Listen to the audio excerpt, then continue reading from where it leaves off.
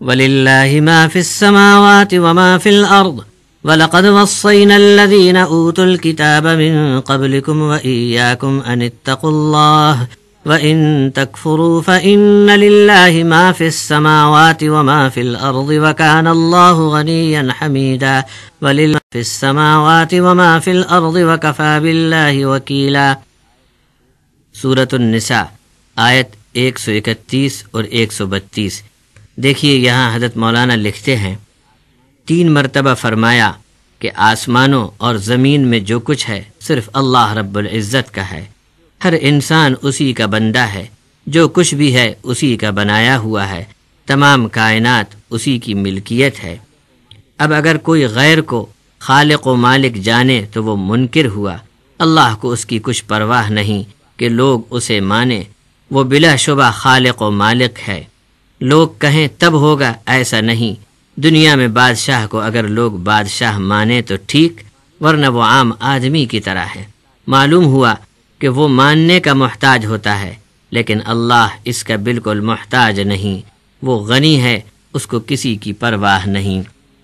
ان ربکم اللہ الذی خلق السماوات والارض فی 6 ایام ثم استوى على العرش يغشي الليل النهار يطلبه حثيثا والشمس والقمر والنجوم مسخرات بأمره ألا له الخلق والأمر تبارك الله رب العالمين۔ یہ سورۃ الاعراف کی آیت نمبر 54 ہے۔ حضرت مولانا عبد الکریم پارک صاحب اس آیت کی تفسیر اس طرح بیان فرماتے ہیں، آسمانوں اور زمین کو بنانے کے بعد اس پر اپنی بادشاہی کا تخت سلطنت قائم کیا اور سب کچھ اپنے قبضے میں رکھا۔ رات اور دن، سورج و چاند اور ستارے، سیارے سب اسی کے حکم کے تابع ہیں۔ جب خلق اسی کی ہے تو حکم بھی اسی کا ہے، نہ خلق کسی اور کی، نہ حکم کسی اور کا۔ تمام جہانوں میں برکت اور رونق اور روشنی صرف اسی ایک اللہ کے وجود سے ہے۔ معلوم ہوا کہ آسمان، زمین، چاند، سورج، ستارے خود کوئی صاحب اختیار ہستیاں نہیں ہیں کہ کسی کا برا یا بھلا کر سکیں، بلکہ حکم الہی کے تابع ہیں، اور مشینوں کی طرح بھی نہیں ہیں کہ پرزے خراب ہوں تو مرمت کرنی پڑے، بلکہ صرف اللہ کے حکم سے کام میں لگے ہیں۔ جب تک وہ چاہے گا چلتے رہیں گے، جب چاہے گا فنا کر دے گا۔ ہماری دنیا میں بادشاہ کو لوگ تخت پر بٹھاتے ہیں، مانتے ہیں، تب تک وہ بادشاہ، اور نہ مانا گیا تو کچھ درجہ نہ رہا۔ اللہ کا معاملہ اس کے برعکس ہے، خود ہی تخت سلطنت پر جلوہ فرما ہے، کسی کے ماننے اور بنانے سے نہیں، جو مانے اس کا بھی بادشاہ، جو نہ مانے اس کا بھی بادشاہ۔ البتہ نہ ماننے والوں کو جہنم اور ماننے والوں کے لیے اس نے جنت تیار کر رکھی ہے۔ اسی سے ملتا جلتا مضمون سورہ یونس علیہ السلام کی آیت 3 کے ذیل میں بھی ہے، 6 دن میں جتنی دیر لگے اتنی دیر میں سب آسمان اور زمین بنا ڈالے اور اپنا دربار عرش پر قائم کیا۔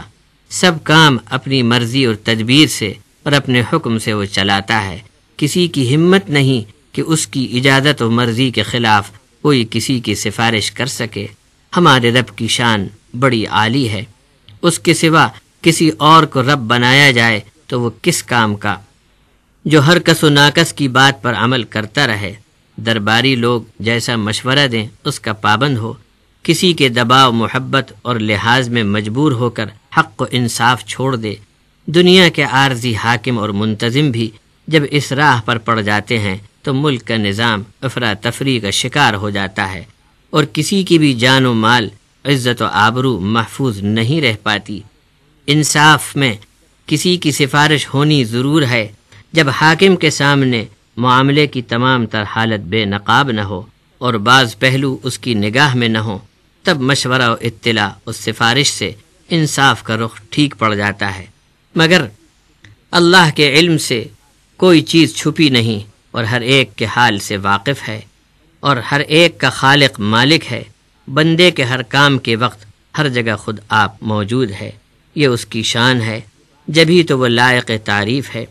یہ بات صاحب تفسیر سورہ ابراہیم علیہ السلام کی آیت 8 کے ذیل میں یوں بیان فرماتے ہیں، پہلے آیت سنیے بعد میں اس کی تشریح۔ وقال موسى إن تكفروا أنتم ومن في الأرض جميعا فإن الله لغني حميد۔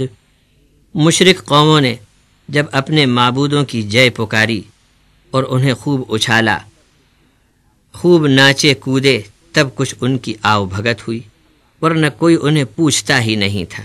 اللہ کا معاملہ اس کے برعکس ہے، کوئی اس کی تعریف کرے یا نہ کرے، کوئی اسے مانے یا نہ مانے، کوئی اس کا حق اور ادب سمجھے یا نہ سمجھے، اللہ کی عظمت میں کوئی فرق نہیں پڑتا، اس لیے کہ وہ غنی ہے۔ اللہ کی قدرت و کار فرمائیاں کیا ہیں؟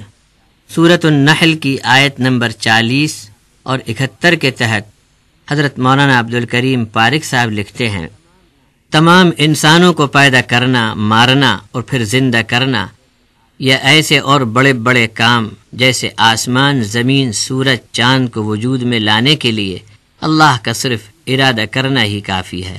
جیسا کہ حدیث قدسی میں آیا ہے کہ کنت کنزا مخفیا فاردت ان اعرف فخلقت خلقا، میں تو مخفی خزانہ تھا کہ میرے سوا مجھے کوئی نہیں جان سکتا تھا،